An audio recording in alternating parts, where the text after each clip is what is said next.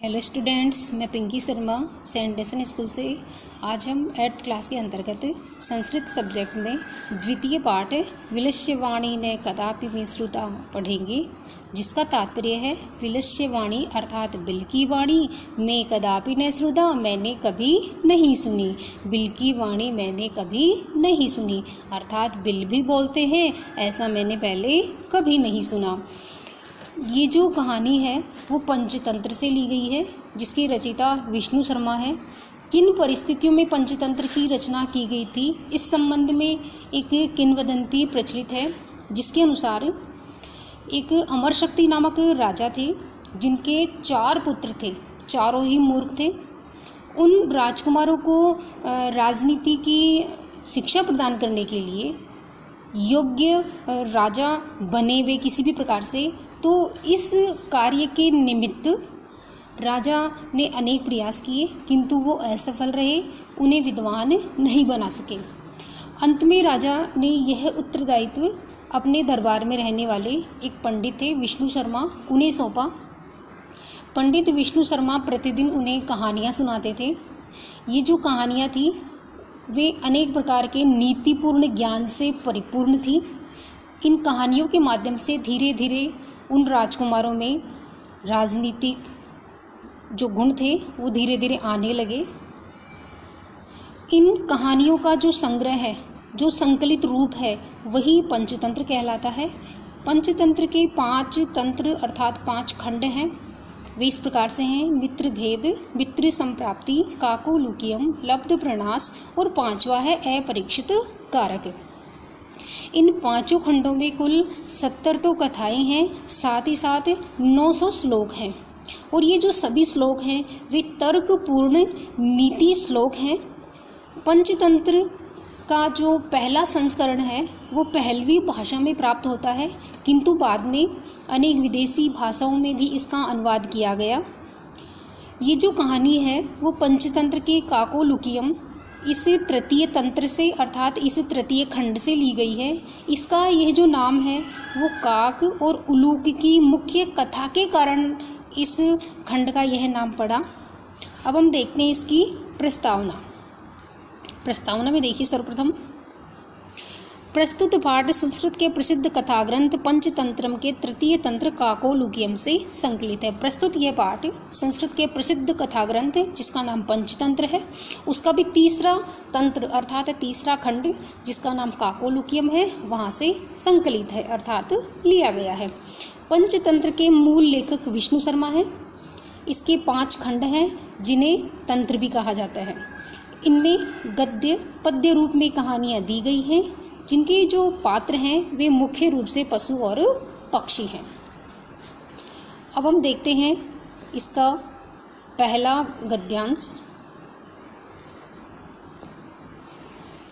कस्मिश्चित वने खरन करय नाम सिंह प्रतिवस्ति स्म। कस्मिश्चित वने किसी वन में खरन करय नाम खरन खर नामक सिंह प्रतिवस्ति स्म शेर रहता था। किसी वन में खरन खर नामक शेर रहता था। से कदाचित इतस्ततः परिभ्रमण क्षुधार्तः न किंचित भी आहारम प्राप्तवान। सह कदाचित उसने किसी दिन, इतस्ततः इधर उधर, परिभ्रमण घूमते हुए, क्षुधार्त भूख से व्याकुल, किंचित भी कुछ भी, आहारम ने प्राप्तवान भोजन प्राप्त नहीं किया। इसका जो अन्वय है वो इस प्रकार से बनेगा: सह कदाचित क्षुधार्त इतस्ततः परिभ्रमण किंचित अपि आहारम न प्राप्तवान। ये जो क्षुधार्त शब्द है उसमें जो मूल शब्द है वो क्षुधा है, जिसका तात्पर्य होता है भूख, और आर्त इस प्रकार से मिलकर के क्या बनेगा? क्षुधार्त। यहाँ संधि कौन सी हो जाएगी? दीर्घ संधि हो जाएगी। सह कदाचित उसने किसी दिन, क्षुधार्थ भूख से व्याकुल, आर्त का तात्पर्य क्या होता है? व्याकुल। उसने किसी दिन भूख से व्याकुल, इतस्ततः परिभ्रमण इधर उधर घूमते हुए, किंचित भी आहारम कुछ भी आहार अर्थात कुछ भी भोजन, न प्राप्तवान प्राप्त नहीं किया। उसने किसी दिन भूख से व्याकुल इधर उधर घूमते हुए कुछ भी आहार प्राप्त नहीं किया, अर्थात वो भूखा इधर उधर घूमा लेकिन उसको खाने के लिए कुछ भी नहीं मिला। ततः सूर्यास्त समय एकां महतीं गुहां दृष्ट्वा सः अचिन्तयत् नूनम् एतस्यां गुहायां रात्रौ कोऽपि जीवे आगच्छति। ततः इसके बाद सूर्यास्त के समय एकां महतीं गुहां, एक महतीं का मतलब क्या होता है? बड़ी। गुहां गुफा को दृष्ट्वा देख करके, दृष्ट्वा शब्द में दृश्य धातु है और कत्वा प्रत्यय है। सह अचिंत्यत, वह विचार करने लगा, नूनम निश्चित रूप से, एतस्याम गुहायाम, इस गुफा में, रात्रि में, को अपि जीव, कोई जीव, आगच्छति आता है, अतः अत्रैव निगूढ़ो भूत्वा तिष्ठामि इति, अतः इसलिए अत्रैव यहीं पर, निगूढ़ो भूत्वा छिप करके, निगूढ़ो भूत्वा का तात्पर्य क्या हो जाएगा? छिप करके, तिष्ठामि बैठता हूँ। एक बार इसका फिर से अनुवाद देख लीजिए। किसी वन में खरन नामक शेर रहता था। उसने किसी दिन भूख से व्याकुल इधर उधर घूमते हुए कुछ भी आहार प्राप्त नहीं किया। इसके बाद सूर्यास्त के समय एक बड़ी गुफा को देखकर उसने सोचा, निश्चित रूप से इस गुफा में रात्रि को कोई जीव आता है, इसलिए यहीं छिपकर बैठता हूँ। ये जो गद्यांश है उसमें अव्यय शब्द काफ़ी अधिक हैं। इस पूरे अध्याय में अव्यय शब्द काफ़ी अधिक आए हैं। अव्यय शब्द वे शब्द होते हैं जो अपरिवर्तित होते हैं, अर्थात लिंग, वचन, विभक्ति के अनुसार जिनके रूप नहीं बदलते हैं, सभी लिंगों में जिनका एक ही रूप चलता है, वे अव्यय शब्द कहलाते हैं। इन्हीं अव्यय शब्दों को अविकारी शब्द भी कहा जाता है। अब इस गद्यांश में जैसे कस्मिश्चित है, इसके अतिरिक्त कदाचित है, इतस्ततः है, किंचित, ततः है, इसके अतिरिक्त नूनम, कोऽपि, अतः, अत्रैव, यहाँ पर ये अव्यय शब्द हैं। आगे देखिए अब सेकंड पैराग्राफ इसका। एतस्मिन् अंतरे गुहाया स्वामी दधिपुच्छ नामक श्रृगालय समागच्छत्। एतस्मिन् अंतरे, इसी बीच या इसी अंतराल में, एतस्मिन् अंतरे का तात्पर्य क्या हो जाएगा? इसी बीच या इसी अंतराल में। गुहाया स्वामी, गुफा का स्वामी, जिसका क्या नाम था? दधिपुच्छ नामक श्रृगाल समागच्छत्, आता है। इसी बीच गुफा का स्वामी दधिपुच्छ नामक श्रृगाल आता है। श्रृगाल का तात्पर्य क्या होता है? गीदड़। सच यावत पश्यति, सच और वह, यावत जब, पश्यति देखता है, तावत तब, सिंह पद्धति है गुहायाम प्रविष्टा दृश्यते। सिंह पद्धति, सिंह के जो पैर हैं उनके निशानों की जो लाइन थी कि पैर रखा, फिर आगे की तरफ रखा, फिर आगे की तरफ रखा, इस प्रकार से एक क्रम बन गया था, वो क्या कहलाता है? पद्धति कहलाती है।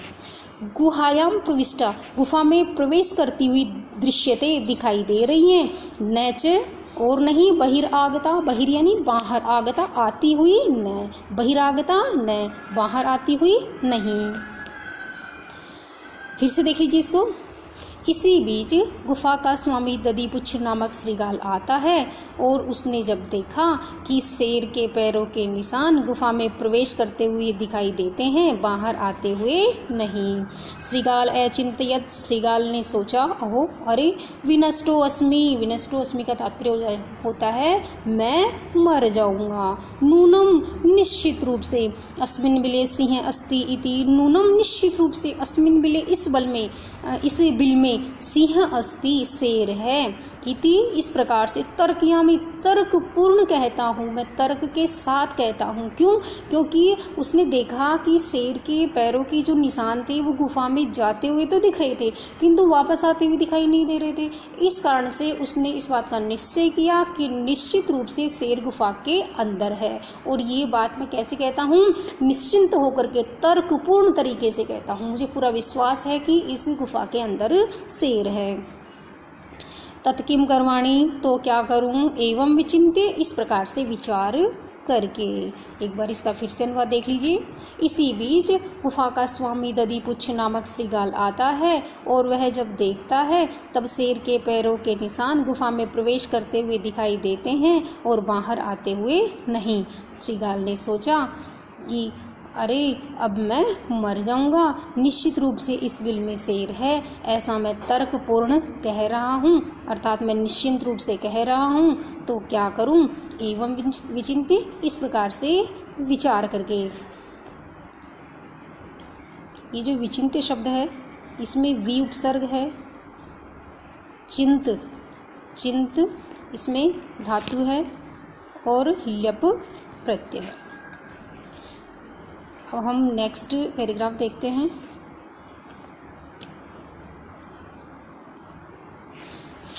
आगे देखिए, दूरस्थः रवम कर्तुम आरब्धः इति विचिन्त्य, पिछले पैराग्राफ में था इति विचिन्त्य, इस प्रकार से विचार करके, दूरस्थ दूर स्थित होकर के, दूर खड़े होकर के, रवम आवाज, कर्तुम आरब्धः करना प्रारंभ कर दिया। इस प्रकार विचार करके दूर खड़े होकर आवाज करना प्रारंभ कर दिया। भो बिल किम न स्मरसि यन्मया त्वया सह समयकृतो अस्ति यत् यदाहं बाह्यतः प्रत्यागमिष्यामि तदा त्वं माम आकारिष्यसि। क्या कहता है वो, भो बिल अरे बिल किम न स्मरसि, क्या याद नहीं है, यन्मया का विच्छेद करेंगे तो क्या हो जाएगा, यत मया, यत यानी जो, मया मेरे, त्वया तुम्हारे, सह साथ, मेरे और तुम्हारे साथ, समय कृतो, समय का तात्पर्य होता है शर्त, कृतो की गई है, यत की, क्या शर्त थी वो, यदाहम, यत अहम, यत का मतलब की, अहम मैं, बाह्यते बाहर से, प्रत्यागमिष्यामि लौट कर आऊँगा, तदा तब, त्वम तुम, माम मुझे आकारिष्यसि अर्थात आह्वान करोगे, तुम मेरा आह्वान करोगे, तुम मुझे बुलाओगे। यदि त्वं माम न आविष्यसि, यदि तुम मुझे नहीं बुलाओगे, तर्हि अहम द्वितीयं बिलं यास्यामि इति, तो मैं तर्हि अहम, तो मैं द्वितीयं बिलं, दूसरे बिल में यास्यामि चला जाऊंगा। इस प्रकार एक बार फिर से अनुवाद देख लीजिए इसका। इस प्रकार दूर खड़े होकर आवाज करना प्रारंभ कर देता है। कौन है, श्रीगाल। अरे बिल क्या तुम्हें स्मरण नहीं है कि मेरी तुम्हारे साथ शर्त हुई है कि जब मैं बाहर से लौटकर आऊं तब तुम मेरा आह्वान करोगे, यदि तुम मेरा आह्वान नहीं करोगे तो मैं दूसरे बिल में चला जाऊंगा। इस प्रकार से वो कहता है। शेष जो गद्यांश हैं वो हम अगली वीडियो में देखेंगे।